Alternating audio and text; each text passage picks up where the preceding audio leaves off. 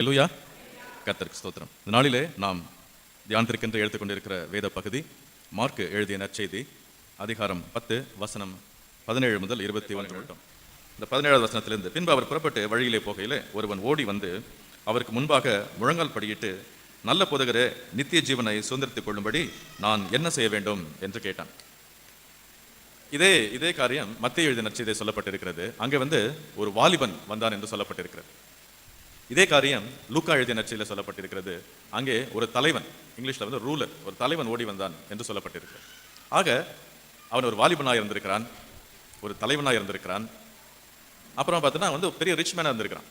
வாலிப வயதிலேயே நிறைய பணம் வந்திருக்கு அவன்கிட்ட. ஒரு தலைவனாக இருந்திருக்கிறான். ஒரு வாலிபன், நல்ல பணக்காரன், தலைவனாக இருக்கிற நல்ல ஒரு பொசிஷன்ல இருக்கிறவன், அவன் ஓடி வருகிறான். ஓடி முழங்கால் படியிருக்கிறான் அவருக்கு முன்பாக.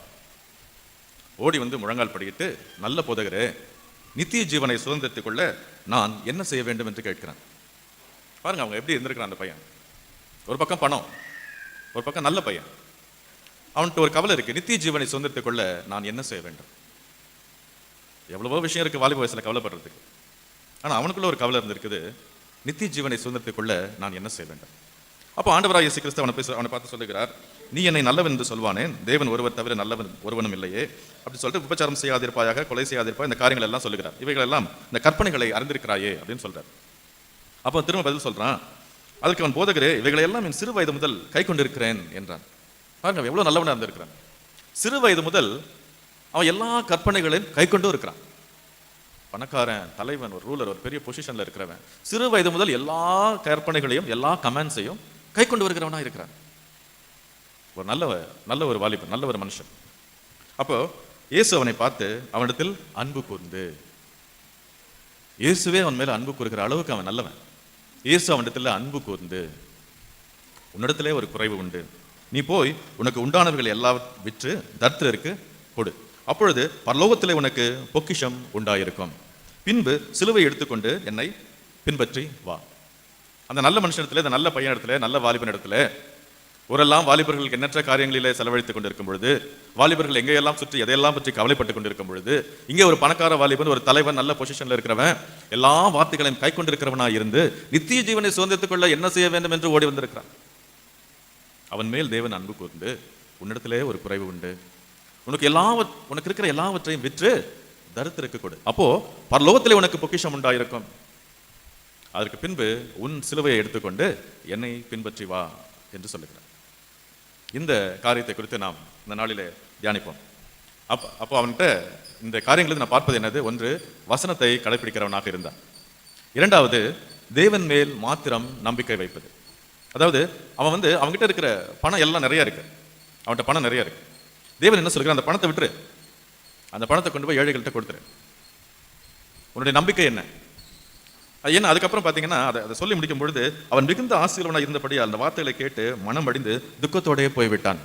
நல்ல ஒரு வாலிபன். அந்த உன்ட்ட இருக்க பணத்தெல்லாம் கொடுத்துருன்னு சொன்ன உடனே அவன் மனம் அடிந்து துக்கமாயிட்டான். காரணம் என்ன, இவ்வளவு நல்லவனா இருந்தோம் தன்னுடைய நம்பிக்கையை அவன் ஐஸ்வர்யத்தின் மேல் வைத்திருந்தான். தன்னுடைய நம்பிக்கையை அவன் வைத்திருந்த பணத்தின் மேல் வைத்திருந்தான். அப்போ ஆண்டவர் இயேசு கிறிஸ்து என்ன சொல்லுகிறார், உன் நம்பிக்கையை எதன் மேல் வைத்திருக்கிற, கற்பனைகள் எல்லாம் கடைபிடிக்கணும், அதற்கு பிறகு உன் நம்பிக்கையை தேவன் மேல் மாத்திரமே வைத்திருக்க வேண்டும். எதன் மேல் நம்பிக்கை? பணத்தின் மேலையா, பதவி மேலையா, அழகு மேலையா, அறிவு மேலையா, எது மேல உன் நம்பிக்கை? உன் நம்பிக்கை எல்லாவற்றையும் விட்டுவிட்டு தேவன் ஒருவர் மாத்திரமே நம்பி பற்றி கொண்டு சிலுவையை எடுத்துக்கொண்டு, அதாவது உனக்கென்று தேவன் வைத்திருக்கிற ஊழியத்தை எடுத்துக்கொண்டு இந்த ஊழியத்தை செய்து என்னை பின்பற்றி வா. இந்த 4 கருத்துக்களை தான் ஆண்டவராக இயேசு கிறிஸ்து அவன் முன்பாக வைக்கிறார். அல்லேலூயா. இதில் நாம் ஒரு காரியத்தை கொடுத்து அதிகமாக நாம் தியானிக்கலாம். அதற்கு முன்பாக நாம் கடந்த நாட்களிலே கடைசி காலத்தை குறித்து நாம் பார்த்தோம். கடைசி காலத்தில் இப்பொழுது இருக்கிற காலத்திலே தேவன் வரப்போகிறார், அவர் எப்பொழுது வருவாரோ என்று நாம் பார்த்து கொண்டிருக்கிறவர்களாக இருக்க வேண்டும், நம்மை ஆயத்தப்படுத்தி இருக்க வேண்டும் என்று பார்த்தோம். ஒரு வசனத்தை இந்த நாளிலே நாம் பார்க்கலாம். எபிரேயருக்கு எழுதிய கடிதம் அதிகாரம் 9 வசனம் 28. எபிரேயருக்கு எழுதிய கடிதம் அதிகாரம் 9 வசனம் 28 வரை வாசிங்க.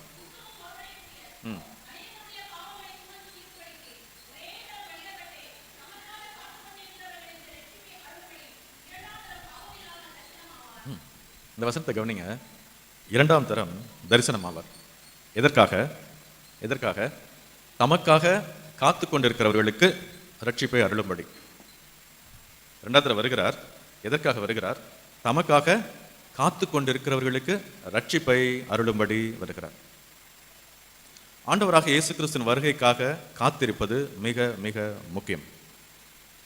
அவர் எப்பொழுது வருவாரோ என்று காத்து கொண்டிருப்பது, என் தேவன் வருகிறார், அதுக்கு நான் ஆயத்தப்படுத்தணும், என்னை தயாரிக்கணும் என்று அவருக்காக காத்து கொண்டிருக்கணும். அப்படிப்பட்டவங்களை கூட்டிட்டு போறதுக்கு இரண்டாவது தடவை வர்றார்.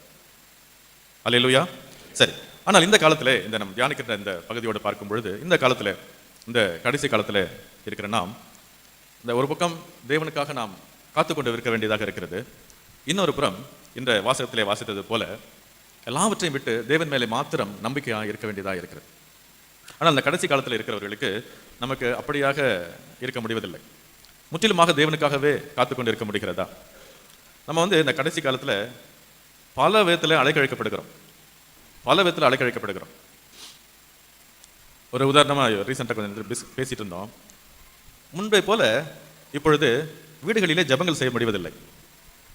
வீடுகளிலே ஜபத்திற்காக கூட முடிவதில்லை. ஜபத்திற்காக எல்லாரும் வந்து சேரவும் முடிவதில்லை. எல்லாம் ரொம்ப பிஸி. ஆனா அந்த ரொம்ப பிஸிங்கிறத தவறா சொல்லவும் முடியல. காரணம் என்னன்னா, இப்ப இருக்கிற சூழ்நிலைகளில ஒரு இடத்துல இருந்து இன்னொரு இடத்துக்கு போறதுக்கு 1 மணி நேரம் ஆகுது. நம்ம ஓகே, டிராஃபிக் எல்லாம் ரொம்ப அதிகமா இருக்குன்னு சொல்லலாம். இன்னொரு புறம் அலுவலகத்துல வேலை செய்கிற இடத்துல இன்னும் அதிக நேரம் வேலை செய்ய வேண்டியதா இருக்கிறது. சரி, எதுக்காக அதிகமா வேலை செய்ய வேண்டியதா இருக்கிறது? நம்ம மனசுக்குள்ள பார்த்தோம்னா, இந்த காலங்களிலே தேவைகள் அதிகரித்து கொண்டே இருக்கிறது. ஒன்றன் பின் ஒன்றாக தேவைகள் அதிகரித்து கொண்டே இருக்கிறது. இன்னும் ஒன்று வாங்கணும், இன்னும் ஒன்று வாங்கணும், இன்னும் ஒன்று வாங்கணும். இப்போ வாங்குற சம்பளம் போதுங்கிற மாதிரி தெரியுது. ஆனால் கொஞ்ச நேரத்திலேயே இல்லை, அது பத்தலை, இன்னும் கொஞ்சம் நான் சம்பாதிக்கணும், இன்னும் கொஞ்சம் பணம் சேர்க்கணும், இன்னும் கொஞ்சம் எனக்கு அதிகமாக வேணும். அதாவது இந்த காலத்துல ஒரு சூழ்நிலையில நம்ம எல்லாருமே தள்ளப்பட்டு இருக்கிறோம். முன்பாக 20-30 வருஷங்களுக்கு முன்பாகலாம் ஒருவரும் கிரியை செய்யக்கூடாத ராக்காலம் வருகிறது அப்படின்லாம் அப்பயே எல்லாரும் போதிப்பாங்க. ஆனா இப்ப இருக்கிற காலத்துல பார்த்தோன்னா நம்மளால ஒண்ணுமே செய்ய முடியல. ஒரு பிரேயர் கூட முடியல. அந்த அளவு எல்லாரும் ஒரே பிஸியில இருக்கிறோம். அதுக்குள்ள நம்ம எல்லாரும் தள்ளப்பட்டு இருக்கிறோம். ஒரே ஸ்ட்ரெஸ். இன்னும் அதிகமா சம்பாதிக்கணும், ஒரு பக்கம் ஓட வேண்டியதா இருக்கு. யாருக்குமே டைம் கிடைக்கல. பல விதத்துல எல்லாரும் அலைக்கழிக்கப்பட்டு கொண்டிருக்கிறோம். ஆனால் வசனம் சொல்லுகிறது, தேவனுக்காக காத்து கொண்டிருக்கிறவர்களை அழைத்து போகும்படி அவர் வருகிறார். அப்ப நம்ம என்ன செய்கிறது? சரி, இன்னொரு வசனத்தை பாருங்க. இந்த மார்க் எழுதிய நற்செய்தி அதிகாரம் 10 வசனம் 23, 24 படிங்க. அதிகாரம் 10 வசனம் 23, 24 படிங்க.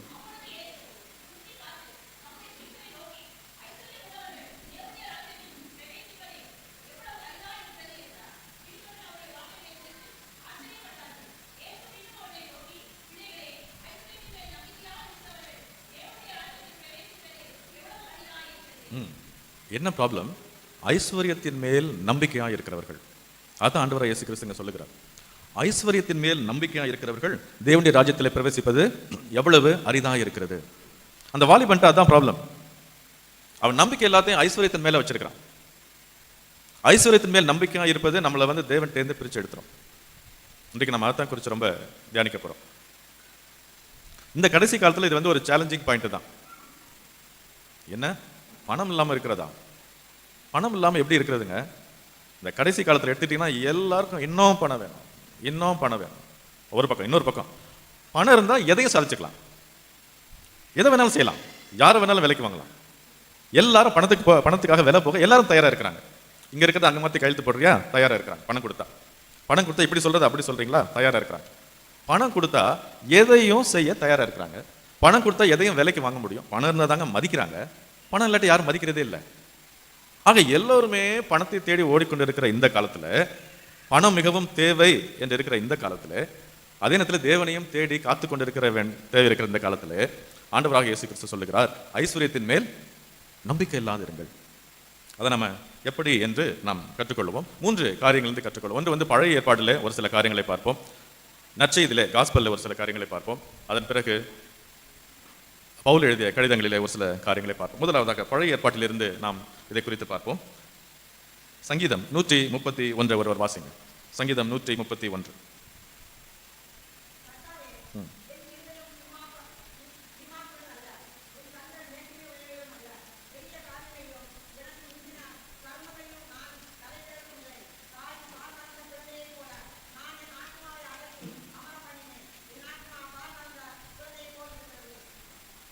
பாருங்க. ஆமென். அல்லேலூயா. இப்போ ஐஸ்வர்யத்தின் மேல் நம்பிக்கை இல்லாமல் தேவன் மேல் நம்பிக்கை இருப்பதை கற்றுக்கொள்ளும்படியாக நாம் தியானிக்க இருக்கிறோம். இதற்கு இந்த சங்கீதத்தில் பாருங்க, தாவீது ராஜா இந்த சங்கீதத்திலே சொல்லுகிறார். முதல் வசனத்தை பாருங்க. கர்த்தாவே, என் இருதயம் இருமாப்புள்ளதல்ல, என் கண்கள் மேட்டுமை உள்ளவைகளும் அல்ல, பெரிய காரியங்களிலும் எனக்கு மிஞ்சின கர்மங்களிலும் நான் தலையிடுகிறதும் இல்லை. அவர் சொல்றார் பாருங்க. அவர் யார் சொல்றது? ஒரு சாதாரண மனுஷன் சொல்லல, ஒரு ராஜா சொல்லுகிறார். என் இருதயம் இருமாப்புள்ளதல்ல. ராஜா சொல்றது ரொம்ப கஷ்டம். ஏன்னா ராஜா எப்படின்னா, நம்ம இப்போ ராஜா அப்படின்னா நமக்கு சரியா புரியாது. ராஜாக்கள்லாம் அந்த காலத்தில் ராஜா உட்காந்துருக்கிறான்னா யாருங்க அப்படின்னு கூட்ட ஒருத்தர் வருவான். இதோ அவனுடைய தலையை வெட்டு அப்படின்னா வெட்டிடுவான் போய். ராஜா சொன்னார்னா அது கொஸ்டினே கிடையாது. ராஜா எதை வேணாலும் செய்வார். அவர் தான் ராஜா. அப்படிதான் தாவீது இருந்தார். அவரால் எதையும் செய்ய முடியும். ஆனால் ராஜாவா இருந்த தாவீது அவர் இருதயத்தில் எப்படி இருந்திருக்கிறாருன்னா, என் இருதயம் இருமாப்புள்ளதல்ல, எதையும் என்னால் செய்ய முடியும், எதையும் என்னால் செய்ய முடியும் அப்படியெல்லாம் அவர் நினைக்கல. அவர் ரொம்ப தாட்சி உள்ளவராக இருந்திருக்கிறார் ராஜா. ஆக இந்த ராஜாக்கள் ஒரு 2-3 ராஜாக்களை குறித்து பார்ப்போம். ராஜாக்கள் எப்படி இருந்தாங்க? அதில் அவங்க தேவன் அவர்களை உயர்த்தியிருந்தோம். தேவன் மேல் நம்பிக்கை வைக்காமல் மனம் மேட்டிமையினாலே இருமாப்புள்ளவர்களாலே தேவனை விட்டு விலகினார்கள். எப்படி அது அவர்களுக்கு பாதிப்பாக அமைந்தது என்பதை குறித்து பார்ப்போம். அதுக்கு முன்பாக உபாகமத்தை எடுத்து பாருங்க. உபாகமம் 17வது அதிகாரத்திற்கு வாங்க. உபாகமம் 17வது அதிகாரத்தில் இங்கே மோசே அவர்களுக்கு போதித்திருக்கிறார். என்ன போதித்திருக்கிறார் என்று பாருங்க. உபாகம் 17வது அதிகாரம் எல்லாம் எடுத்து வச்சுக்கோங்க. உபாகம் 17வது அதிகாரம். இதில் மோசே இஸ்ரவேல் ஜனங்கள் எல்லோரும் அந்த கானான் தேசத்திற்குள்ளே நுழைவதற்கு முன்பாக எல்லா ஜனங்களுக்கும் போதிக்கிறார். அதில் 14வது வசனத்தை பாருங்க. எல்லா ஜனங்களுக்கும் போதிக்கிறார். என்ன சொல்கிறார் பாருங்க. 14வது வசனம், 14th verse. உன் தேவனாகிய கர்த்தர் உனக்கு கொடுக்கும் தேசத்தில் நீ போய் சேர்ந்து அதை சுதந்திரத்துக் கொண்டு அதில் குடியேறின பின் நீ என்னை சுற்றிலும் இருக்கிற சகல ஜாதிகளையும் போல நானும் எனக்கு ஒரு ராஜாவை ஏற்படுத்த வேண்டும் என்பாயாகில் உன் தேவனாகிய கர்த்தர் தெரிந்து கொள்பவனை உனக்கு ராஜாவாக வைக்க கடவாய். கவனிங்க. இப்ப தேவன் இஸ்ரவேல் ஜனங்கள் நடத்தி வந்துகிட்டே இருக்கிறார். கொஞ்ச நாள் கழிச்சு நியாயாதிபதிகள் அவங்க நடத்துறாங்க. அதற்கு பிறகுதான் ஜனங்கள் எங்களுக்கு ராஜா வேணும்னு கேட்கிறாங்க. ஆனால் பல வருடங்களுக்கு முன்பே மோசே இதை குறித்து சொல்லி இருக்கிறார். பின்னால ஒரு நாள் வரும், நீ எங்களுக்கு எனக்கு ஒரு ராஜா வேணும்னு கேட்ப. நீ ராஜா வேணும்னு கேட்கும் பொழுது அந்த ராஜா எப்படிப்பட்டவனா இருக்க வேண்டும் என்று மோசே முன்னாடியே சொல்லியிருக்கிறார். முன்பாகவே தேவன் அவருக்கு கற்றுக் கொடுத்திருக்கிறார். என்ன சொல்லியிருக்கிறாரு? 16வது வசனம் பாருங்க, 16th verse. அவன் அநேக குதிரைகளை சம்பாதியாமலும் அநேக குதிரைகளை தனக்கு சம்பாதிக்கும்படி ஜனங்களை திரும்ப எகிப்துக்கு போக பண்ணாமல் இருக்க கடவன். அவன் ரொம்ப பணம் சம்பாதிச்சுக்க கூடாது. 17வது வசனம் பாருங்க. அவன் இருதயம் பின்வாங்கி போகாதபடி அவன் அநேகம் ஸ்திரீகளை படைக்க வேண்டாம், வெள்ளியும் பொன்னும் தனக்கு மிகுதியாய் பெருக பண்ணவும் வேண்டாம். அவன் தன் சிங்காசனத்தில் வீற்றிருக்கும் பொழுது அவனுடைய இருதயம் அவன் சகோதர பேரில் மேட்டிமை கொள்ளாமலும் கற்பனை விட்டு வலது இடதுபுறம் சாயாமலும். அதுக்கு பிறகு கொஞ்சம் விஷயம் சொல்லியிருக்காரு. ஸோ இது மோசே வழியாக தேவன் அவங்களுக்கு முன்பே சொல்லியிருக்கிறார். ராஜான்னு ஒருத்தன் வருவான், ராஜான்னு ஒருத்தன் வந்தா அவன் என்ன பண்ணணும்னு சொல்லியிருக்கிறார். நீ ரொம்ப உனக்கு வெள்ளியும் பொண்ணையும் சேர்த்துக்காத, உனக்கு மனமேட்டிமை வந்துடும். ரொம்ப குதிரைகளை சேர்த்துக்காத. அதற்கு மாறாக நீ என்ன பண்ணு, நியாயப்பிரமாண புஸ்தகத்தை இன்னொரு காப்பி எழுத வச்சு நீ உன் அரசனா இருக்கும் பொழுது அந்த நியாயப்பிரமாணத்தை தினமும் வாசிக்க சொல்லி உன் மனதை ரொம்ப கவனமா வச்சுக்கோ அப்படின்னு சொல்லி ராஜாவுக்கு முன்பே சொல்லி வச்சிருக்கிறாங்க உபாகமத்துல. ஆனால் பல ராஜாக்கள் வந்தார்கள். அவங்க எப்படி செஞ்சாங்க? முதல்ல ஒரு ராஜாவை குறித்து நாம் பார்ப்போம். 2 நாளாகவும் 26வது அதிகாரத்துக்கு வாங்க. 2 நாளாகவும் 26வது அதிகாரம். இதுல உசியா என்கிற ராஜாவை பற்றி சொல்லப்பட்டிருக்கிறது. 2 நாளாகவும் 26வது அதிகாரம் முதல் வசனம். அப்பொழுது யூதா ஜனங்கள் எல்லாரும் 16 வயதான உசியாவை அழைத்து அவனை தன் தகப்பனாகிய அமத்சியாவின் ஸ்தானத்திலே ராஜாவாக்கினார்கள். ராஜா தன் பிதாக்களுடன் நித்திரை அடைந்த பின்பு இவன் ஏலோதை கட்டி அதை திரும்ப யூதாவின் வசமாக்கி கொண்டான். ஊசியா ராஜாவாகிற போது 16 வயதா இருந்து 52 வருஷம் எருசலேமில் அரசாண்டான். எத்தனை வருஷம் அரண்டா இருக்கிறான்? 52 வருஷம் ஒரு ராஜா அரசாண்டு இருக்கிறான். இவன் கர்த்தருக்கு முன்பாக ரொம்ப நல்லவனா இருந்திருக்கான். அதுக்கு பிறகுலாம் வாசிச்சு பார்த்தீங்கன்னா அவன் மிகவும் செம்மையானவைகளையே செய்து வந்தான். இப்ப 16வது வசனத்தை பாருங்க. அவன் பலப்பட்ட போது கேடு உண்டாகும் மட்டும் அவனுடைய மனம் மேட்டிமையாகி தன் தேவனாகிய கர்த்தருக்கு விரோதமாக மீறுதல் செய்து. இவன் என்ன பண்றான்? 15வது வசனத்தை பாருங்க. அவன் ரொம்ப பெரிய ஆளா இருந்திருக்கிறான். இந்த உசியாங்கிற ராஜா ரொம்ப மைட்டிஃபுல்லா, ரொம்ப பவர்ஃபுல்லா, ரொம்ப பெரிய பணக்காரனா இருந்திருக்கிறான்.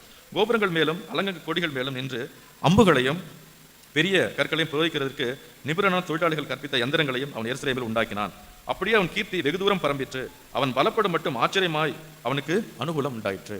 இங்க ஒரு ராஜா, உசியாங்கிற ராஜா ரொம்ப ரிச் ஆயிட்டான். அது காரணம் என்னன்னா, தேவனுக்கு முன்பாக மிகவும் உண்மையா இருந்திருக்கான், தேவனுக்கு முன்பாக மிகவும் உத்தமமா இருந்திருக்கிறான். அதனால தேவன் அவனை ஆசீர்வதித்திருக்கிறார். எல்லா ஜனங்களுக்கும் அவனை பணம் கொடுத்திருக்காங்க. ரொம்ப ஆச்சரியமான காரியங்கள் எல்லாம் செஞ்சிருக்கான். கற்களை எழுதுறதுக்கு யந்திரம்லாம் செஞ்சிருக்கான். அந்த காலத்திலேயே நிபுணரான தொழிலாளிகள் அவங்ககிட்ட இருந்திருக்காங்க. பயங்கரமா ஒரு பெரிய பெரிய காரியங்கள் எல்லாம் செய்து ரொம்ப பவர்ஃபுல்லா இருந்திருக்கான் அந்த உசியாங்கிற ராஜா. ஆனா என்ன தெரியுமா, ஒரு நாள் திடீர்னு எல்லா வசதி இருந்தோம், எல்லா பணக்காரன் இருந்தோம், அவ்வளவு அறிவுள்ளவராக இருந்தோம், தேவனை தேடுகிறவனா இருந்தோம், வசதிகள் வந்த பொழுது, அவன் ரொம்ப பெரிய ஆளான பொழுது அவன் மனம் ஏட்டிமை உள்ளவனா நான். எல்லாம் வந்துடுச்சு. வந்த உடனே என்னால எல்லாம் எதையும் செய்ய முடியும், நான் ரொம்ப பெரியவன், என்னால எதையும் செய்ய முடியும். ஆனால் விளைவு என்ன தெரியுமா, அதுக்கு பிறகு படிச்சீங்க, நான் என்ன பண்றான், தேவனுடைய ஆலயத்துக்குள்ள போகிறான், தூபம் கொடுக்கும்படி, தூபம் பலிபீடத்தின் மேல தூபம் செலுத்துற இடத்துல அவன் பாட்டுக்கு தூபத்தை எடுத்துட்டு உள்ள போயிட்டான். உடனே ஆசாரிகள் எல்லாம் ஓடி வராங்க, ராஜா நீ இது செய்யக்கூடாது, இது ஆசாரிகள் மாத்திரம்தான் போகிற இடம், நீ இது உள்ள போகாத, நீ ஒரு ராஜா, நீ இது ஆசாரிகள் போற இடம், இதுக்குள்ள போகக்கூடாதுன்னு சொல்றாங்க. அவனுக்கு பயங்கர கோவம் வந்துச்சு, நான் எவ்வளவு பெரிய ஆளு, எவ்வளவு பெரிய பணக்காரன், நான் எவ்வளவு உயர்ந்திருக்கிறேன், என்ன பார்த்தா போகாதன்னு சொல்ற, அதெல்லாம் முடியாது என்று போய் அவன் தூபம் காட்ட முயற்சிக்கிறான். தூபம் காட்ட முயற்சிக்கும் பொழுது அப்பொழுது அவன் நெத்தியில பாக்குறாங்க, அவன் தூபம் காட்ட முயற்சிக்கிறான், நெத்தியில டக்குன்னு ஒரு வெள்ளை கலர் ஒரு புள்ளி மாதிரி ஒன்று வந்துடுச்சு. எல்லாரும் ஒன்று பாக்குறாங்க, என்ன உன் நெத்தியில ஏதோ வந்திருக்குது அப்படின்னு பாக்குறாங்க. 19வது வசனம், அப்பொழுது உசியா கோபம் கொண்டான், அவன் தூப கலசத்தை தன் கையிலே பிடித்து ஆசாரியரோட கோபமாய் பேசுகிற போது ஆசாரியருக்கு முன்பாக கர்த்தருடைய ஆலயத்திலே தூபபீடத்தின் முன் இருக்கிற அவனுடைய நெற்றியிலே குஷ்டரோகம் தோன்றிற்று. அவன் தூப கலசத்தை எடுத்து காமிக்கணும் கோபத்தோட போனா அவன் நெற்றியிலே குஷ்டரோகம் வந்துடுச்சு. உடனே ஆசாரியம் பத்தி அவன் குஷ்டரோகம் வந்துடுச்சு, தரத்தன் பிடிச்சா வெளியே எடுத்துட்டு போயிட்டாங்க. ஏன்னா அந்த பரிசுத்த இடத்துல குஷ்டரோகம் இருக்க யாருமே வரக்கூடாது.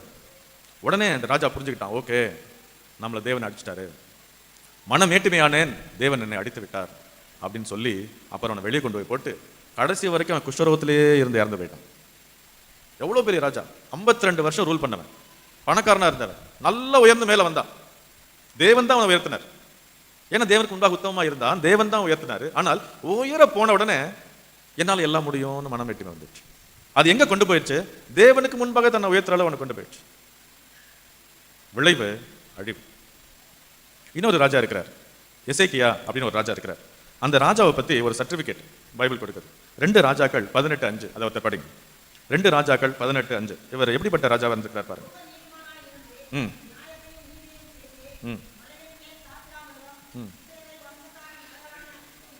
2 ராஜாக்கள் 18:5.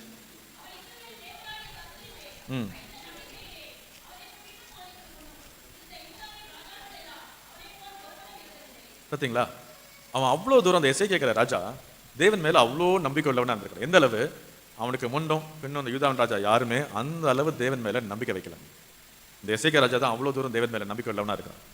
அது மாத்திரம் இல்ல, அந்த ஒரு வெண்கல பாம்பு நீங்க எல்லாம் படிச்சிருப்பீங்க, மோசே ஒரு வெண்கல பாம்பு வச்சிருந்தார். அது வரைக்கும் அந்த வெண்கல பாம்புக்கு தூபம் காட்ட வந்திருக்காங்க. இவன் தான் அதை உடச்சு போட்டான்.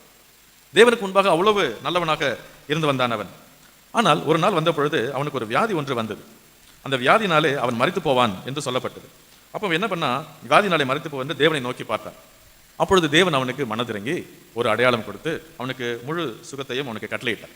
ஆனா என்னாச்சு, அவன் முழு சுகத்தையும் பெற்றதற்கு பின்பு அவன் தேவனை மகிமைப்படுத்தாமல் அவனுடைய செல்வத்தையே மகிமைப்படுத்தினான். பாருங்க 2 நாளாகமம் 32வது அதிகாரம் 32 அதிகாரத்துல பாருங்களேன், 27வது வசனம். எசேக்கியாவுக்கு மிகுதியான ஐஸ்வர்யமும் கனமும் உண்டாயிருந்தது, வெள்ளியும் பொன்னும் ரத்னங்களும் கந்தக வர்க்கங்களும் கேடகங்களும் வினோதமான ஆபரணங்களும் வைக்கும்படியான பொக்கிஷ சாலைகளையும். அவன் பயங்கரமான ரிச்சா இருந்திருக்கிறான். 29வது வசனம் பாருங்க. 29வது வசனம், அவன் தனக்கு பட்டணங்களை கட்டுவித்து ஏராளமான ஆடு மாடுகளை வைத்திருந்தான். தேவன் அவனுக்கு மகா திரளான ஆஸ்தியை கொடுத்தார். யார் கொடுத்தது? தேவன் தான் கொடுத்தார். மகா திரளான ஆஸ்தியை எசேக்கியா கொடுத்திருந்தார். பயங்கர ரிச் மேனா இருந்தான் எசேக்கியா. அவனுக்கு ஒரு வியாதி வந்துடுச்சு. அதை தேவன் தான் அவனுக்கு வெளிப்படுத்துறார். நீ சீக்கிரமா ஒரு தீர்க்கதரிசி சொல்லுகிறாரு, உன் வீட்டுக்காரங்களாம் சரி பண்ணு, நீ சீக்கிரமா இறந்து போயிடுவ அப்படின்னு. உடனே அவன் அழுகிற, ஆண்டவரே நான் அவனுக்கு முன்பாக எவ்வளவு உத்தமமே நடந்து வந்தேன் இல்லையா அப்படின்ற உடனே தேவன் அவன் ஜபத்தை கேட்டு அவன் வாழ்நாட்களை நீட்டு கொடுக்கிறார். ஆனா அவன் என்ன பண்றான், தேவன் செய்த அற்புதத்தை கேட்டு பாபிலோன் என்கிற தேசத்தில் இருக்கிற ராஜா அவனை பார்க்க வருகிறார். எதுக்காக வர்றான்? அந்த அற்புதம் என்ன, அந்த அதிசயம் என்ன, சுகமானது என்னன்னு பார்க்கறதுக்காக வர்றான்.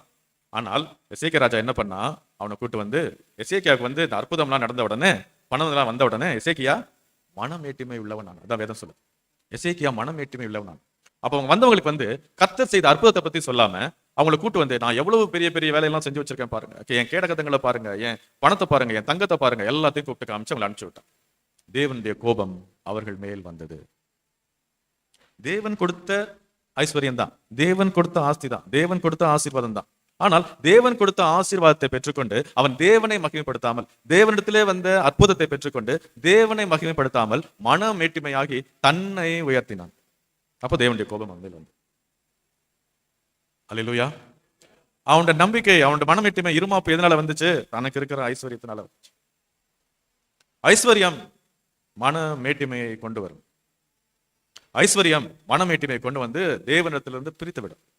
அதனாலதான் அப்பவே மோசே வழியா தேவன் சொல்லி வச்சிருந்தார், ராஜாக்களே உனக்கு ரொம்ப பணத்தை தேடாத, பணம் வந்தாலும் மன மேட்டிமையா இருக்காத. அப்ப தாவீது எப்படி இருந்தாரு? அந்த 131வது சங்கீதத்துல பார்த்தோமே, தாவீது எப்படிப்பட்டவரா இருந்தார்?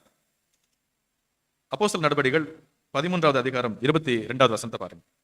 அப்போஸ்தலர் நடபடிகள் 13வது அதிகாரம் 22வது வசனத்தை ஒருத்தர் படிங்க.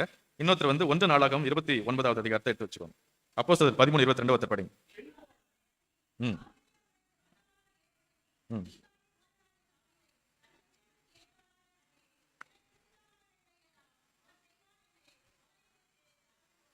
தேவன் தாவீது குறித்து என்ன சாட்சி கொடுக்கிறாரு? தன் இருதயத்திற்கு ஏற்றவனாக கண்டேன். தாவீது கிட்ட ஒரு காரியம் இருந்துச்சு, அதுதான் நமக்கு இன்னைக்கும் இருக்கணும். தாவீது கிட்ட இருந்த காரியம் நமக்குள்ளே இருக்க வேண்டும். தேவன் தாவீதை தன் இருதயத்திற்கு ஏற்றவனாக கண்டார். ஏன் ஏற்றவனாக கண்டார்? அந்த 139வது சங்கீதம் ரொம்ப ஒரு அருமையான ஒரு சங்கீதம். ரொம்ப ஒரு அருமையான காரியத்தை நாம் அதிலிருந்து கற்றுக்கொள்ளலாம். இந்த 131வது சங்கீதத்தை திரும்ப போடுங்க. அந்த 131 சங்கீதத்தை திரும்ப பாருங்க. இப்போ உங்களுக்கு அந்த சங்கீதம் நல்லா புரியும். உங்களுக்கு 139வது சங்கீதத்தை பாருங்க. 131. கர்த்தாவே, என் இருதயம் இருமாப்புள்ளதல்ல, என் கண்கள் மேட்டிமை உள்ளவர்களும் அல்ல, பெரிய காரியங்களிலும் எனக்கு மிஞ்சின கருமங்களில் நான் தலையெடுக்கிறதும் இல்லை. இதுக்கு அடுத்த வசனம் பாருங்களேன். தாயின் பால் மறந்த குழந்தையை போல நான் என் ஆத்மாவை அடக்கி அமர பண்ணினேன். என் ஆத்மா பால் மறந்த குழந்தையை போல் இருக்கிறது. இது ரொம்ப மிக முக்கியமான காரியம். தாவீது மிகவும் ஐஸ்வர்யம் உள்ளவனா இருந்தார். அதான் 1 நாளாகமத்துல பார்க்கலாம். பயங்கர ஐஸ்வர்யம் உள்ளவராக இருந்தார் தாவீதுமே. எல்லா போர்லையுமே அவர் வெற்றி தான் கிடைச்சது. மிக உயர்ந்தவராக இருந்தார் தாவீது. யூதா, இஸ்ராயல் எல்லாமே அவர் கீழே இருந்தது. பயங்கர பவர்ஃபுல்லா இருந்தார் தாவீது. ஐஸ்வர்யத்தில் உயர்ந்திருந்தார்.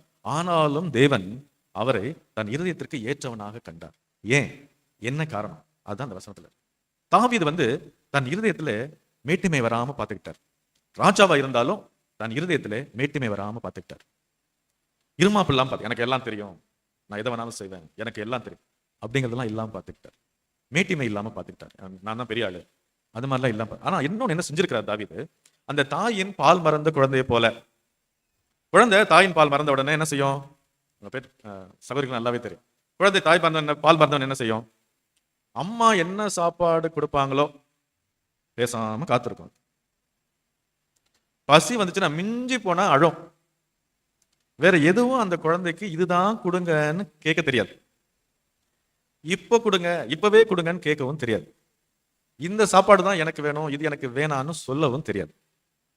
பால் மறந்த குழந்தை தாயின் மடியில நீங்க எதை வேணாலும் கொடுங்க, எப்ப கொடுக்கணுமோ அப்ப கொடுங்க, எவ்வளவு கொடுக்கணுமோ அவ்வளவு கொடுங்க, எனக்கு போதும். ரொம்ப பசிச்சிருச்சுன்னா ஒரு அழுக வேணா வரும். அந்த தாயின் பால் மறந்த குழந்தை தாயையே மேல் நம்பிக்கையா இருந்து, என் அம்மாவுக்கு தெரியும் எனக்கு என்ன கொடுக்கணும், எப்ப கொடுக்கணும், எவ்வளவு கொடுக்கணும்னு என் தாய்க்கு தெரியும்னு அந்த குழந்தை என்ன பண்ணது? அவர் என்ன பண்ணிருக்காரு? குழந்தைய போல தன் ஆத்மாவை அமர பண்ணி, ஆத்மால தான் அது வேணும், இது வேணும், இது வேணும், எனக்கு இப்பவே வேணும், அப்பவே வேணும், எனக்கு அது வேணும், நான் அப்படிப்பட்டவன், இப்படிப்பட்ட, இதெல்லாம் ஆத்மாவில தான் நடக்கும். தாவீது என்ன பண்றாரு? அந்த ஆத்மாவை அமர பண்ணுகிறார். அந்த அந்த பால் மறந்த குழந்தையை போல எனக்கு அது வேணும், இது வேணும், இப்பவே வேணும், எல்லாத்தையும் கண்ட்ரோல் பண்ணிட்டு அடக்கிட்டு, அதுக்கு வர்த்தவசம் சொல், இஸ்ரவேல் கர்த்தரையே நம்பி இருப்பதா. அவர் ஆத்மாவை அமர பண்ணி கர்த்தரையே நம்பி இருக்கிறார். ஒரு பக்கம் ராஜா, ஒரு பக்கம் பணக்காரர், எல்லா போர்லையும் வெற்றி கண்டவர், எல்லாரும் கப்பம் கட்டிட்டு இருக்கிறார், பெரிய ஒரு ஆள். இன்னொரு பக்கம் தேவனுக்கு முன்பாக பார்த்தா இருமாப்பே இல்லாம தன்னை முற்றிலுமாய் அடக்கி, என் தேவனுக்கு தெரியும் எப்ப கொடுக்கணும், என்ன கொடுக்கணும், எவ்வளவு கொடுக்கணும், என் தேவனுக்கு தெரியும். அவர் கொடுக்கிற நேரத்தில் கொடுப்பார். ஆனால் நானும் என் ஆத்மாவை அமர பண்ணி, என்ன கண்ட்ரோல் பண்ணி அமைதியா என் தேவன் தருவார் என்று அவர் மேலேயே நம்பிக்கையா இருப்பேன். அல்லேலூயா. தாவீது ஒரு ராஜா. ஒருத்தனை கூப்பிட்டு இங்கே போருக்கு போ, எல்லாம் போயிடுவான். இங்கே வா, இதை செய், உடனே செஞ்சிருவான். அவரால் எதையும் செய்ய முடியும். ஆனா அவர் செய்ய தயாரா இல்லை. தேவனுக்கு முன்பா தன் ஆத்மாவை அமர பண்ணியிருந்தார். இன்னைக்கு நமக்கும் அப்படிதான். ஒன்று, ஐஸ்வர்யம் இருக்கணும். ஐஸ்வர்யம் இருந்தால் என்னால் எதையும் செய்ய முடியும் அப்படிங்கிற காரியம் இருந்தாலுமே நம்முடைய ஆத்மாவை அமர பண்ணி என் தேவன் என்னை அறிந்திருக்கிறார். அவர் என் தேவன் என்ற தேவைகளை அறிந்திருக்கிறார். அவர் என் தேவைகளை சந்திப்பார். அவர் எனக்கு நடத்துவார். எனக்கு என்ன வேண்டுமோ அதை அவர் கொடுக்க வேண்டிய நேரத்திலே கொடுப்பார் என்று காத்திருக்க வேண்டியது, தேவன் மேலேயே நம்பிக்கை இருக்க வேண்டியது அவசியமாய் இருக்கிறது. அல்லேலூயா. நம்ம சொல்லலாம் ஒருவேளை, ஆமாங்க அவங்களாம் ஐஸ்வர்யவானா இருந்தாங்க, அதனால காத்திருக்கிறது ரொம்ப ஈஸி. நாங்களாம் இப்ப அப்படி இல்லையே, எங்கள் தேவைகளோ அதிகம், அதுக்காக நாங்க ஓடுறோம் ஓடுறோம் ஓடுறோம், உழைக்க வேண்டியதா இருக்கிறது. அது கரெக்ட் தான். ஏன்னா இந்த காலம் அப்படி இருக்கிறது. நம்ம வந்து ஒரு ஒரு இக்கட்டான ஒரு கடைசி காலம், ஒரு இக்கட்டான காலத்துல இருக்கிறோம். தேவைகள் ஒன்றுக்கு ஒன்று இன்னும் அதிகரிச்சுக்கிட்டே தான் இருக்குது. இன்னும் சம்பாதிக்கிறோம், இன்னும் தேவையில்லை, ஒரு போராட்டத்துல தான் நம்ம இருக்கிறோம். தாவீது ராஜா பாத்தீங்கன்னா, இப்ப ராஜாவாகத்துக்கு முன்னால அவர் வனாந்தரத்துல ஓடிட்டு தான் இருந்தார். அடுத்த நாள் சாப்பாட்டுக்கு அவருக்கு வழி இல்லை. வனாந்தரம்னா ஒரு வெறுமையான இடம், ஒரு கல்லு ஒரு பாறை இருக்கும். இங்க பாக்குற மாதிரி ஃபாரஸ்ட் மாதிரி ட்ரீ எல்லாம் அங்க இருக்காது. அந்த அந்த நாடுகள்ல வனாந்தரம், டெசர்ட் ஒண்ணுமே இருக்காது. அங்கதான் தாவீது ராஜா சவுலுக்கு பயந்து ரொம்ப வருஷமா ஓடிட்டு இருந்தார். அந்த வனாந்தரத்திலேயே தாவீது கற்றுக்கொண்டார், தேவனையே நம்பி இருப்பதற்கு கற்றுக்கொண்டார். நம்ம இன்னைக்கு சொல்லுவோம், என்ற பணம் இல்லை, எனக்கு வசதி இல்லை, எனக்கு அது வேணும், தேவை இருக்குது. ஆனா தேவையான அப்பவும் தாவீது கற்றுக்கொண்டார், என் தேவன் என் தேவைகளை சந்திப்பார் என்று கற்றுக்கொண்டார். கர்த்தர் என் மேய்ப்பனாய் இருக்கிறார், நான் தாட்சி அடைவதில்லை. எப்ப சொன்னாரு? வனாந்தரத்துல ஓடிட்டு இருக்கும் போதுதான் சொன்னார். அங்க பிரியமானவர்களே, தாவீதை தன் இதயத்துக்கு ஏற்றவனாக தேவன் கண்டார். அவன்கிட்ட ஐஸ்வர்யம் இல்லாம இருந்தாலும் சரி, ஐஸ்வர்யம் இருந்தாலும் சரி, தாவீது செய்த காரியம் தன் இருதயத்திலே இருமாப்பு இல்லாம, மன மேட்டிமை இல்லாம, அவன் வந்து தன் ஆத்மாவை அமர பண்ணி, பால் மறந்த குழந்தை போல அமர பண்ணி தேவனையே நோக்கி பார்த்தான். என்ன ஒரு காரியம் அவனுக்கு அந்த பால் மறந்த குழந்தை போலங்கிறதுல என்ன கற்றுக்கொள்ளலாம்? எனக்கு என்ன வேணும், எவ்வளவு வேணும், எப்ப வேணும், எல்லாவற்றையும் தேவன் அறிந்து அவர் மேலேயே நம்பிக்கை இருந்திருக்கிறார். அல்லேலூயா. சரி, இது வந்து பழைய ஏற்பாட்டு நாம் கற்றுக்கொண்ட காரியம். இரண்டாவதாக நற்செய்தியிலிருந்தும் அந்த புதிய ஏற்பாட்டு சீக்கிரமாக பார்க்கலாம். மத்திய எழுதிய லூக்காஸ் போங்க, லூக்காஸ் எழுதிய நற்செய்தி அதிகாரம் 12 வசனம் 15 படி. அந்த 15 கொஞ்சம் காரியங்கள் நாம் பார்த்து இன்னொரு காரியங்கள் பார்த்து நம்ம முடிக்கலாம். லூக்காஸ் எழுதிய நற்செய்தி அதிகாரம் 12 வசனம் 15.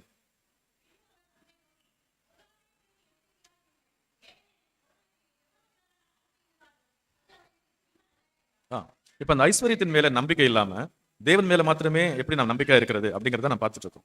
இந்த இடத்துல பாருங்க, ஆண்டவர் என்ன சொல்கிறாருன்னு, ஒருவனுக்கு எவ்வளவு திரளான ஆஸ்தி இருந்தாலும் அது அவனுக்கு ஜீவன் அல்ல. பொருளாசை இல்லாதபடி பார்த்துக் கொள்ளுங்கள். ஆண்டவர் சொல்ல, ஒரு எவ்வளவு திரளான ஆஸ்தி இருந்தாலும் அது அவனுக்கு ஜீவன் அல்ல. இங்க வந்து ஜீவன்கிறது என்ன தெரியுமா? நம்ம ரெண்டுல இருக்கிறோம். ஒண்ணு வந்து ஒருவன் பரலோகத்துக்கு போனா அவன் தொடர்ந்து ஜீவிக்கிறான், அது வந்து அவனுக்கு ஜீவன், லைஃப். பரலோகத்துக்கு போகாம ஒருவன் வந்து நரகத்துக்கு போனால் அது வந்து செப்பரேஷன், அவன் வந்து சாவு, அது வந்து மறித்து விடுவது, அதுதான் சாவு, நரகத்துக்கு போவது. தேவனிடத்தில் வந்து பிரிக்கப்பட்டு விட்டான். தேவனோடு இருக்கிறவன் தொடர்ந்து வாழ்கிறான். அப்ப தேவனோடு இருக்கும்படி பரலோகத்துக்கு போகும்படி தொடர்ந்து வாழ முடியாது ஜீவன், அது நித்திய ஜீவன்.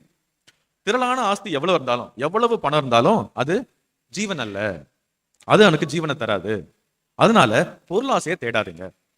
உங்களுக்கு ஞாபகம் இருக்கும், இன்னொரு இடத்துல ஆண்டவர் சொல்லுகிறார், மத்திய எழுதிய நற்செய்தியில் ஆண்டவர் சொல்லியிருக்கிறார், 2 எஜமான்களுக்கு ஒருவன் ஊழியம் செய்ய முடியாது. தேவனுக்கும் உலக பொருளுக்கும் ஊழியம் செய்ய உங்களால் கூடாது. ஒருவனை பற்றி கொண்டு இன்னொருவனை அசட்டை பண்ணுவான். இப்ப நம்ம இந்த கடைசி காலத்துல இருக்கிறவங்களுக்கு வந்து இது வந்து ஒரு குழப்பமான ஒரு காரியம். எனக்கு தேவன் எஜமானா இருக்க வேண்டும், ஆனால் அதே நேரத்துல நான் வந்து எனக்கு உலக பொருளும் வேணும், தேவனும் வேணும், உலக பொருளும் வேணும், தேவன் வேணும், எல்லா பொருளும் வேணும். இந்த ஒரு காலகட்டத்துல நம்ம இருக்கிறோம். ஆனால் ஆண்டவர் சொல்லுகிறார், தேவனுக்கும் உலக பொருளுக்கும் ஊழியம் செய்ய உங்களால் கூடாது. ரெண்டையும் உங்களால பிடிச்சிக்க முடியாது. நாம என்ன நினைக்கிறோம்? நான் தேவனையும் பிடித்துக் கொள்ளுவேன், எனக்கு வேணுங்கிற பொருள் எல்லாம் கூட நான் வாங்கிக்குவேன் நினைக்கிறேன். ரெண்டுல ஏதாவது ஒண்ணுதான் பிடிச்சிக்க முடியும். இன்றைக்கு ஆண்டவர் என்ன சொல்லுகிறார்? தேவனை நாம் பற்றிக் கொள்ளுவோம், உலக பொருள் வேண்டாம், எந்த ஒரு பொருளாசையும் வேண்டாம், உலக பொருள் வேண்டாம். காரணம் என்ன? வசனம் என்ன சொல்லுகிறது? உங்கள் தகப்பன் நீங்கள் வேண்டிக் கொள்வதற்கு முன்னமே உங்களுக்கு தேவை என்னதென்று அறிந்திருக்கிறார். நமக்கு வந்து இந்த ஐஸ்வர்ய கவலை வரும்பொழுது, இல்ல பொருளாசை வரும்பொழுது, ஏதோ ஒரு ஆசை வரும்பொழுது நம் இதயத்துல வைக்க வேண்டியது என்னவென்றால், நாம் வேண்டிக் கொள்வதற்கு முன்னமே என்னுடைய தேவை என்ன என்று என் தகப்பன் அறிந்திருக்கிறார். ஜெபம் பண்றதுக்கு முன்னாடி அந்த விஷயத்தை வச்சு நம்ம ஜெபம் பண்ணும்போது நமக்கு வந்து எனக்கு அது வேணும், இது வேணும், இது வேணும் கேட்க தோணவே தோணாது. ஆத்மாவை அமர பண்ணி, தகப்பன் அறிந்தவராக இருக்கிறீர், என் தேவைகளை அறிந்தவராக இருக்கிறீர், எனக்கு நீர் கொடுக்க வேண்டிய காலத்திலே கொடுக்கிற காரியங்களை கொடுப்பீராக. அப்ப பொருளாசை வராது. ஒரு பொருளை பார்க்கிறோம், நமக்கு நல்லதுன்னு தோணுது, அது மேல ஆசை வராது. அதுக்கு பதிலா ஓகே அது எனக்கு நல்லதுன்னு படுது, அப்ப நம்ம தேவனுக்கு அதை தெரியப்படுத்துவோம். அப்பா அந்த பொருள் எனக்கு சரின்னு படுது, எனக்கு நல்லதுன்னு படுது, நீங்க எனக்கு கொடுங்க. எப்ப எந்த நேரத்துல கொடுக்கணும்னு நினைக்கிறீங்களோ அப்ப கொடுங்க. அல்லேலூயா. தேவனை எஜமானாக கொள்ள வேண்டும், உலக பொருளுக்கு நாம் ஊழியம் செய்ய கூடாது. இங்க இந்த லூக்காஸ்ல அடுத்து தொடர்ந்து படிச்சீங்கன்னா ஒரு ஓமை ஆண்டவர் சொல்லுகிறார். ஒருத்தன் வந்து என்ன செய்யறான், அவனுக்கு நிலம் வந்து நிறைய விளைஞ்சிடுது. நிலம் நிறைய விளைஞ்ச உடனே என்ன சொல்றான், நிறைய விளைஞ்சிருச்சு, நான் என்ன பண்ணுவேன் அப்படின்னு போயிட்டு உடனே பெரிய இன்னும் கொஞ்சம் அந்த குடோன் எல்லாம் பெருசா கட்டி எல்லாத்தையும் உள்ள சேர்த்து வச்சுட்டு அவன் சொல்றான், நெஞ்சே இளைப்பாரு, எல்லாம் சேர்த்து வச்சாச்சு, நெஞ்சே இளைப்பாரு அப்படின்னு சொல்லிக்குவான்னு சொல்றாரு. அப்போ தேவன் சொல்லுவாரா, மதிக்கடனே, இன்று இரவே உன் உயிர் போய்விட்டால் நீ சேர்த்து வைத்தது யாருக்கு சேருமோ அப்படின்னு சொல்லிட்டு ஆண்டவர் அங்க ஒரு நல்ல ஒரு வசனம் சொல்லுகிறார்.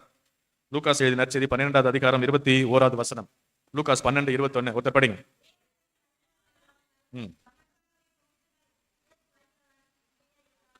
தேவனிடத்தில் ஐஸ்வர்யவனாய் இராமல் தனக்காகவே பொக்கிஷங்களை சேர்த்து வைக்கிறவன் இப்படியே இருக்கிறான். இப்போ நீங்க எல்லாம் யூடியூப் பாக்குறீங்கன்னு நினைக்கிறேன்ல, எல்லாரும் யூடியூப் பாக்குறீங்க. அப்பப்போ ஏதாவது ஒரு அட்வர்டைஸ்மெண்ட் மாதிரி ஒரு மெசேஜ் வந்துட்டே இருக்கு. யூடியூப் மெசேஜ்ல பாத்தீங்கன்னா எல்லாம் இஷ்டத்துக்கு பேசுறான். அங்கே பணத்தை போடுங்க 2 இங்க பணத்தை போடுங்க 10 மடங்கு, இங்க பணத்தை போடுங்க, இப்படி பணத்தை பெருக்குங்க, அப்படி பணத்தை பெருக்குங்க. இப்ப புது விஷயமா ஒரு விஷயம் பேசுறாங்க. என்ன சொல்றாங்க, நீங்க பணம் சேர்க்க வேண்டும், 45 வயசுல எல்லாம் ரிட்டையர்மெண்ட்டுக்கு போயிட்டோம், 45 வயசுலயே ரிட்டையர்மெண்ட்டுக்கு போவது எப்படி? அப்ப அதற்காக எத்தனை கோடி உங்களுக்கு தேவைப்படும்? 10 கோடியா, 20 கோடியா, 15 கோடியா, எவ்வளவு தேவைப்படும்? 45 வயதுக்குள்ள அத்தனை கோடிகளை சேர்த்து வைப்பது எப்படி? அதற்கு பிறகு கவலையே இல்லாமல் வாழ்வது எப்படி? இப்படிதான் பேசிட்டு இருக்கிறாங்க. இது ஆச்சரியமா இருக்கலாம், ஆனா நம்முடைய மனசுல, நிறைய பேர் மனசுல இது ஓடிட்டு இருக்கு. எல்லாத்தையும் நான் சேர்த்து வச்சிடணும், எல்லாம் நிறைய சேர்த்து வச்சு நெஞ்சே இளைப்பாரு, எல்லா வசதியும் சேர்த்து நம்ம நினைக்கிறோம். ஆனால் தேவன் சொல்லுகிறார், தேவனிடத்தில் ஐஸ்வர்யவனாய் இராமல் தனக்காகவே பொக்கிஷங்களை சேர்க்கிறவன் அந்த மதிகடனை போல இருக்கிறான். பணம் வேணும், நமக்கு பணம் சேர்த்து வைக்கணும், ஆனால் நம்பிக்கையை தேவன் மேல் வைக்க வேண்டும். அல்லேலூயா. சரி, நம்ம கடைசியா இந்த பவுல் எழுதிய கடிதத்திற்கு போவோம். 1 தீமோத்தேயு 6வது அதிகாரத்துக்கு எல்லாம் வாங்க, அதை வாசித்து நான் முடிக்கலாம். 1 தீமோத்தேயு 6வது அதிகாரம். இங்க நம்ம கடைசி காலத்துல இருக்கிற நமக்கு, ஆமா கரெக்ட், பணம் எல்லாம் வேணும், வேணாம், நான் என்ன செய்வேன், ஆண்டவர் சொல்ல என்ன இதுக்கு இங்க பதில் இருக்குது, நம்ம பார்க்கலாம். 1 தீமோத்தேயு 6வது அதிகாரம் 6வது வசனத்துல இருந்து பாருங்க.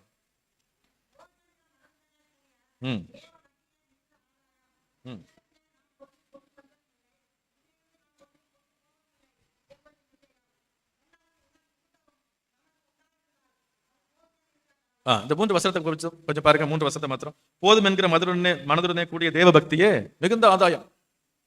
போதுங்கிற மனசு வருமா ஃபர்ஸ்ட்? அதான் தாவீதுக்கு இருந்தது. தன் ஆத்மாவை குழந்தையை போல அமர பண்ணி இருந்தது. போதும், என் தகப்பனுக்கு தெரியும் என்ன வேணும்ட்டு, போதும், அவர் தருவார். அதான் போதும் என்கிற மனதுடனே கூடிய தேவ பக்தியே மிகுந்த ஆதாயம் அப்படின்னு சொல்றாரு. அப்புறம் சொல்றாரு, உலகத்திலே நாம் ஒன்றும் கொண்டு வந்ததும் இல்லை, இதிலிருந்து நாம் ஒன்றும் கொண்டு போவதும் இல்லை என்பது நிச்சயம். கண்டிப்பா நம்ம ஒன்னும் கொண்டு வரல, ஒன்னும் கொண்டு போக போறதும் இல்லை. உண்ணவும் உடுக்கவும் நமக்கு உண்டாயிருந்தால் அது போதும் என்றிருக்க கடவோம். அடுத்தது பாருங்க, ஐஸ்வர்யவான்களாக விரும்புகிறவர்கள் சோதனையிலும் கண்ணியிலும் மனுஷரை கேட்டிலும் அழிவிலும் அமிழ்த்துகிற மதிகேடும் சேதவுமான பலவிதமான இச்சைகளிலும் விழுகிறார்கள். பண ஆசை எல்லா தீமைக்கும் வேறாயிருக்கிறது.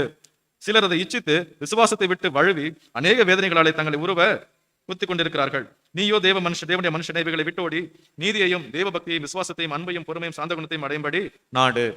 என்ன சொல்லிக்கிறா பாருங்க, ஐஸ்வர்யவான்களாக விரும்புகிறவர்கள் சோதனையிலும் கண்ணியிலும் மனுஷரை கேட்டிலும் அழிவிலும் பலவிதமான இச்சைகளிலும் விழுகிறார்கள். பண ஆசை எல்லா தீமைக்கும் வேறாயிருக்கிறது. இந்த காலத்துல பாத்தீங்கன்னா பணம் இருந்தா போதும்னு நினைக்கிற காலம் இது. ஒரு தடவை ஒரு டிவி சேனல்ல நியூஸ்ல அப்படி காமிச்சாங்க. அதுல ஒரு சிசிடிவி கேமரா ரெக்கார்ட் பண்ணிட்டு இருக்கு. சிசிடிவி கேமரா ரெக்கார்ட் பண்ணிட்டு இருக்கு. அதுல என்ன, ஒரு ஆஸ்பத்திரியில ஒரு ஐயா படுத்திருக்கிறார்.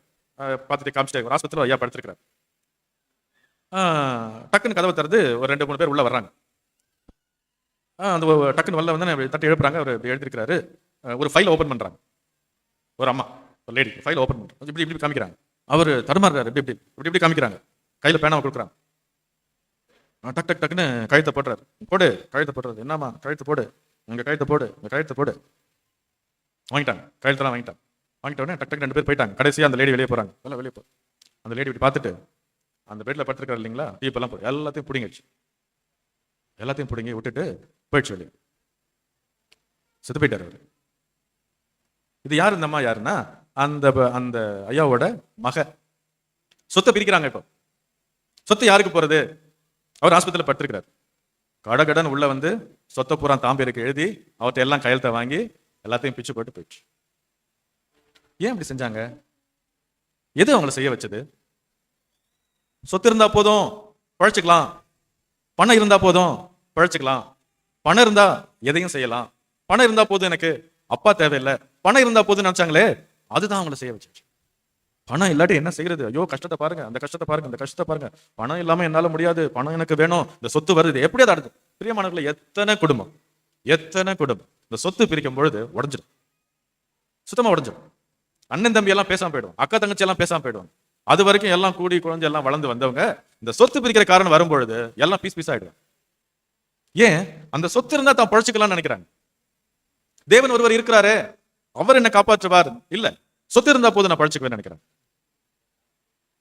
ஒரு முன்னாடி இங்க சொல்லியிருக்காங்க, ஒரு பையன் அவனுக்கு வந்து வேலை வேணும், படிச்சிருக்கான், வேலை கிடைக்கல. அப்ப ஃப்ரெண்ட்ஸுங்க எல்லாம் சொல்றாங்க, டேய் உங்க அப்பா வந்து கவர்மெண்ட்ல வேலை பார்க்கறாரு, இன்னும் அவருக்கு 2-3 வருஷம் எக்ஸ்பீரியன்ஸ் இருக்குது, அவர் செத்துட்டாருன்னா அந்த வேலையை கவர்மெண்ட் உனக்கு கொடுத்துரும் அப்படின்ன உடனே, ஆஹா அப்படியா, வேலை எனக்கு கிடைச்சிருமா, எனக்கு எப்போ வேலை கிடைக்குமோ தெரியல, இவர் இருக்கிற சொத்தை யார் யார் கொடுப்பாரோ தெரியல, என்ன பண்றது, சரி ஓகே. அப்பாவை கொண்டுட்டான், அப்பா செத்துட்டார். அரசாங்கம் எனக்கு வேலை கொடுத்துச்சு. ஆனா அப்புறமா போலீஸ் தேடி தேடி கண்டுபிடிச்சிட்டாங்க, இவரை கொன்னவனே இந்த பையன் தான் கண்டுபிடிச்சிட்டான். ஏன் வந்து வேலையை செய்தான்? தனக்கு ஒரு வேலைன்னு கிடைச்சிட்டா, தனக்கு பணம் ஒன்று வந்துட்டா, நான் பழச்சுக்குவேன். எனக்கு வேலை இல்லைன்னா என்னால் ஒன்றும் செய்ய முடியாது, எனக்கு பணம் இல்லாட்டி என்னால் ஒன்றும் செய்ய முடியாது, பணம் இருந்தால் என்னால் எதையும் செய்ய முடியும். அந்த பணம் இருந்தா எதுவும் செய்ய முடியுங்கிற ஆசை, ஒரு ஒரு நம்பிக்கை, பணத்து மேல ஒரு நம்பிக்கை, அந்த அளவுக்கு அவங்களை தள்ளுது. பண ஆசை எல்லா தீமைக்கும் வேறாக இருக்கிறது. அதனால எல்லோரும் தன்னை ஊடுருவ குத்தி கொண்டார்கள். பணம் இருந்தா போதும், பண ஆசை ஒரு பக்கம், பொருள் ஆசை, அதை பார்த்தா வாங்கணும், இதை பார்த்தா வாங்கணும், உடனே வாங்கணும், எனக்கு அது உடனே வேணும், எல்லாம் ஆசை, பொருள் ஆசை, பண ஆசை. ஆனா தாவீது ராஜாவா இருந்தவர் தன் ஆத்மாவை அமர பண்ணி, குழந்தையை போல அமர பண்ணி, தேவனையே நோக்கி பார்த்து நம்பிக்கையாய்.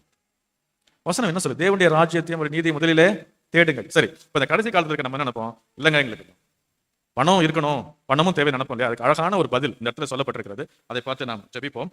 அந்த 1 தீமோத்தேயு 6வது அதிகாரத்துல 17வது வசனத்துல இருந்து படிங்க. 17, 18, 19 3 வசனத்தை படிங்க.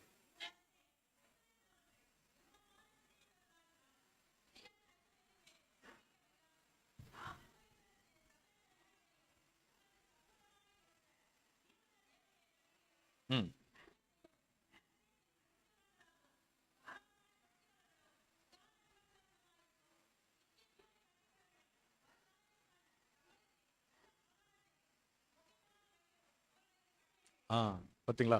இங்க எல்லாமே கரெக்டா வரிசையா சொல்லப்பட்டிருக்கு. பெங்களூர்ல இருக்கிறவங்க எல்லாருமே ரிச் பீப்புள் தான், நம்ம எல்லாருமே ரிச் பீப்புள் தான். நீங்க வந்து இல்லை நான் ரொம்ப தேவையில்லை, இல்லைங்க. பெங்களூர்ல இருக்கிறவங்க மற்ற ஊர்ல எல்லாம் கம்பேர் பண்ணும்போது பெங்களூர்ல இருக்கிற எல்லாமே நல்லவங்க தான், நல்ல வசதியா தான் இருக்கிறோம். நமக்கு தான் அங்க சொல்லப்பட்டிருக்கிறது. இவ்வுலகத்திலே ஐஸ்வர்யம் உள்ளவர்கள் இருமாப்பான சிந்தை உள்ளவர்களாய் இராமலும், நிலையற்ற ஐஸ்வர்யத்தின் மேல் நம்பிக்கை வைக்காமலும், நாம் அனுபவிக்கிறதுக்கு சகலவித நன்மைகளையும் நமக்கு சம்பூர்ணமாய் கொடுக்கிற ஜீவனுள்ள தேவன் மேல் நம்பிக்கை வைக்கவும். அதான் தாவீது கிட்ட பார்த்தோம். நமக்கு எல்லாவற்றையும் கொடுக்கிற ஜீவனுள்ள தேவன் மேல் நம்பிக்கை வைக்கணும். ஐஸ்வர்யத்தின் மேல் நாம் நம்பிக்கை வைக்காமல் நன்மை செய்ய வேண்டும், நற்கிரியைகளிலே ஐஸ்வர்யங்களாகவும் தாராளமாய் கொடுக்கிறவர்களாகவும் இருக்க வேண்டும். அடுத்த வசனம், நித்திய ஜீவனை பற்றுக்கொள்ளும்படி வருங்காலத்துக்காக தங்களுக்கு நல்ல ஆதாரத்தை பொக்கிஷமாக வைக்க வேண்டும். ஆக இங்க சொல்லப்பட்டிருக்கிறது எல்லாம் தெளிவா சொல்லப்பட்டிருக்கு. ஐஸ்வர்யவான்களாக இருந்தாலும் நம்ம கிட்ட தேவையான பணம் இருக்கணும், இருந்தாலும் அதன் மேல் நம்பிக்கை வைக்காமல் எல்லாவற்றையும் கொடுக்கிற தேவன் மேல் நாம் நம்பிக்கை வைக்க, எப்படி தாவீது இருந்தார் அப்படி தேவன் மேல் நம்பிக்கை வைக்க வேண்டும். நற்கிரிகள் செய்ய வேண்டும், நன்மைகள் செய்ய வேண்டும், ஏழைகளுக்கு இல்லாதவர்களுக்கு நாம் கொடுக்கிறவர்களாக, நித்திய ஜீவனை தேடுகிறவர்களாக இருக்க வேண்டும். ஆக பிரியமானவர்களே, இந்த கடைசி காலத்துல தேவன் வருகிறார், தனக்காக காத்து கொண்டிருக்கிறவர்களை அழைத்து போக வருகிறார். ஒரு பக்கம் நம்ம எல்லாரும் தேவைகளிலே நாம் தள்ளப்பட்டவர்களாக இருந்தாலும், அலைக்கழிக்கப்பட்டவர்களாக இருந்தாலும், ஐஸ்வர்யத்திலே தேவைகளிலே பொருள் தேவைகள் நாம் அலைக்கழிக்கப்பட்டவர்களாக இருந்தாலுமே, தாவீதை போல ஆத்மாவை அமர பண்ணி ஆண்டவராக இயேசு கிறிஸ்து கர்த்தர் மீண்டுமாய் வருகிறார், அவர் மீண்டுமாய் வருகிறார், அவருக்காக நான் காத்து கொண்டிருப்பேன், என்னை அழைத்து போக வருவார், நான் காத்து கொண்டிருந்தாதான் என்னை அழைத்து போக வருவார் என்று அவரையே நாம் நோக்கி அவர் மேலே நம்பிக்கையாய் இருப்போம். அந்த வாலிபன் கிட்ட ஆண்டவர் என்ன சொன்னாரு? உன் நம்பிக்கை என்ன, எல்லாத்தையும் விடு, முதல்ல உன்கிட்ட இருக்க பணத்தை விட்டுரு, ஐஸ்வர்யத்தை விடு, நீ எதை நம்பிட்டு இருக்கிற எல்லாத்தையும் விடு, உன் நம்பிக்கை முதல் தேவன் மேல மாத்திரம் வை. ஃபர்ஸ்ட் விஷயம். ரெண்டாவது, ஊழியம் செய், சிலுவையை சுமந்து கொண்டு வா. உனக்கு என்ன ஊழியம்? ஆண்டவர் வருகிறார் என்று காத்து கொண்டு இருக்கிறோமே, ஏதாவது ஊழியம் செய்யணுமே. வெறுங்கையா ஆண்டவருக்கு முன்பாக இருக்கக்கூடாது. ஒரு பக்கம் தேவன் மேலே நம்பிக்கை, எல்லாத்தையும் விட்டுட்டு, என் அழகு, என் படிப்பு, என் பதவி, என் பணம் எல்லாவற்றையும் விட்டுட்டு தேவன் மேலே நம்பிக்கை, ஏதாவது ஒரு ஊழியம் செய்யணும். வெறுங்கையா தேவன் முன்னாடி வந்திருக்க கூடாது. என் தேவன் வரப்போகிறார், நான் அவருக்காக காத்து கொண்டு இருக்கிறேன், என் தேவன் வரப்போகிறார், நான் வெறுங்கையா இருப்பது எப்படி? ஏதாவது ஒரு ஊழியம் செய்யணும். அது இந்த காலத்துல ஊழியம் செய்யணும். இன்னைக்கு பால் ரமேஷ் ஐயா வந்து இங்க சாட்சி சொன்னார், பாத்தீங்களா? ஏன் ஊழியக்காரர் ஊழியம் செய்கிறார், ஓடுகிறார், தேவன் அவரை காத்துக்கொள்ளுகிறார். ஒரு ஆபத்து என்கிற ஒரு காலம் வரும்போது தேவன் அவரை காத்துக்கொள்ளுகிறார். இந்த சகோதரர் நெல்சன் போன 2 வாரத்துக்கு முன்னாடி ஒரு சாட்சி சொன்னார். ஊழியக்காரர், அவர் ஊழியமா ஓடுறாரு. திடீர்னு வந்து அவருக்கு வெளிநாடுகள் அவர் வர சொல்றாங்க. அப்ப துபாய்க்கு போயிருக்கிறார். துபாயில காரு ஒரு இடத்துல போயிட்டு இருக்கும் பொழுது அவர் போயிட்டு இருந்த காரு 3-4 பேரோட போயிட்டு இருந்த காரு டபுள் 3 பல்ட்டி அடிச்சு ஓடி போய் விழுந்துருச்சு. அப்புறம் தலைகீழ விழுந்துருச்சு. அவர் கண்ணாடி எல்லாம் உடச்சிட்டு வெளியே வந்துட்டார். அவர் கூட போயிட்டு இருந்த மீதி 3 பேருக்கும் எலும்பெல்லாம் உடஞ்சு போய், கை காலெல்லாம் உடஞ்சு போய் அவர் எல்லாத்தையும் இழுத்து விட்டு ஆம்புலன்ஸ்ல போட்டு எல்லாத்தையும் சரி பண்ணிட்டு இருக்காங்க. ஆனா இவருக்கு ஒரு அடியுமே கிடையாது. இந்த காலத்துல எது எப்ப நடக்கும் எப்படின்னே தெரியாது. ஆனால் தேவனுக்காக ஊழியம் செய்கிறவர்களுக்கு, தேவனுக்காக ஓடுகிற கர்த்தர் காத்துக்கொள்ளுகிறார். அல்லேலூயா. அதனால கடைசி காலத்துல தேவன் வரப்போகிற காலத்துல எதையாவது தேவனுக்கு சரி எதுவும் முடியலையா, வீட்லயாவது ஒரு டைம் ஒதுக்கிட்டு மிஷனரிமார்களுக்காக, ஊழியர்களுக்காக, சகோதர ரட்சிப்புக்காக ஜெபம் பண்ணுகிறவர்கள் நாம் எதையாவது செய்வோம். ஏதாவது ஒரு ஊழியத்தை நாம் செய்ய வேண்டும். செய்து என்னை பின்பற்றி வா என்று சொன்னார். சிலுவை எடுத்துக்கொண்டு என்னை பின்பற்றி வா என்று சொன்னார். இயேசு கிறிஸ்து என்ன சொல்லுகிறார், சித்தம் என்ன, அவர் என்ன சொல்ல விரும்புகிறார் என்று அவரை தேடுகிறவர்களாக நாம் இருப்போம். அல்லேலூயா. நம்ம எல்லாரும் எழுந்திருப்போம், கண்களை மூடுவோம், சிரம் தாழ்த்தி ஜெபிப்போம்.